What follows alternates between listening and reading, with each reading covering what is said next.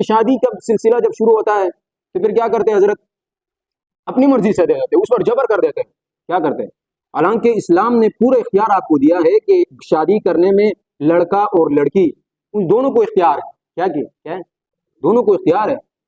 قرآن میں اللہ نے فرمایا فَانكِحُوا مَا طَابَ لَكُمْ، نکاح کرو جو تمہیں اچھی لگے۔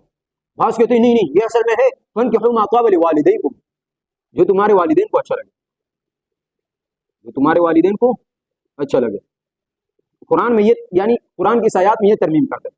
اور اس حدیث میں رسول اللہ صلی اللہ علیہ وسلم کی حدیث میں فرمایا تزوجوا الودود الولود، اس میں فرماتے کہ نہیں یہ والدین کو حکم ہے کہ اپنے بچوں کے لیے یعنی ایسے عورتیں ڈھونڈو جو مثال محبت والی ہو اور بچے زیادہ جننے والی۔ حالانکہ امام صاحب رحمۃ اللہ علیہ کا مسلک یہ ہے کہ امام صاحب رحمۃ اللہ علیہ فرماتے اگر کسی نے یعنی بالغ ہونے سے پہلے اپنے بچہ اور بچی کا نکاح کرایا یعنی اس کے لیے بات کی، اس کے بعد جب وہ بالغ ہو گئے تو اس کو پھر یہ اختیار ہے کہ وہ نکاح کو فسخ کر دے، پوچھ لے کہ آپ کو یہ لڑکا پسند ہے، اگر لڑکی سے پوچھے، اور لڑکی سے پوچھے کہ آپ کو یہ لڑکا پسند ہے، لڑکے سے پوچھے آپ کو یہ لڑکی پسند ہے، اگر دونوں کہے تو ٹھیک ہے، اگر نہیں ہے تو پھر اس کے نکاح کو فسخ کر دے۔ رسول اللہ صلی اللہ علیہ وسلم جب حضرت فاطمہ رضی اللہ تعالیٰ عنہ سے جب پوچھتے تھے نا پردے کے پیچھے بٹھاتی تھی، کہتے تھے کہ آپ کے پیچھے رشتہ آیا ہوا ہے، آپ راضی ہوں فلاں کے ساتھ آپ کا رشتہ کرا دوں؟ تو جب وہ راضی ہوتی تھی تو کہتے تھی ٹھیک ہے میں راضی ہوں، اور جب راضی نہیں ہوتی تو پردے کو ایسے ہی لاتے تھے، کیا کرتے تھے؟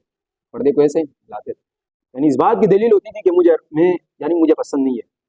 آج کل جو جبر کیا جاتا ہے، پھر شادی کے بعد جب دیکھتے ہیں حضرت جو ہے نا لڑکی خود، ہم نے کئی کیسے سے دیکھے کہ لڑکی لڑکے کو کہتے ہیں مجھے ہاتھ نہیں لگا، میں کسی اور کی امانت ہوں، کیا کہتے ہیں؟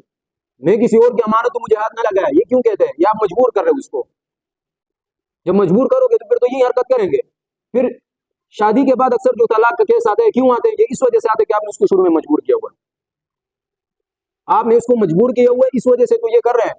جب آپ سے کوئی پوچھے کہ بھائی یہ اس نے دیکھا نہیں تھا، کہہ رہے کہ نہیں میں زندہ رہوں گا اور میری بیٹی کو کوئی دیکھے گا، میری بہن کو کوئی دیکھے گا، یہ نہیں ہو سکتے۔ حالانکہ اسلام نے اس کی اجازت دی ہوئی ہے کہ جو بندہ نکاح کرتا ہے اس لڑکی کو چاہیے کہ لڑکے کو دیکھے، لڑکے کو چاہیے کہ لڑکی کو دیکھے۔ یہ لوگ کیا کرتے ہیں؟ نہیں میں زندہ رہوں گا اور میری بیٹی کو کوئی دیکھے گا۔ آپ تو اس غیرت کو دیکھ رہے ہوں، جب کل آپ کی بیٹی کو آپ کی بہن کو یہ لڑکا پسند نہ ہو تو پھر وہ بعد میں آپ کو طلاق کرنے پر مجبور ہو جاتی ہے، تو پھر وہ اچھے کہ آپ کے ساتھ گھر میں بیٹی ہو، وہ بے عزتی پر آپ کو قبول ہے، لیکن نہیں۔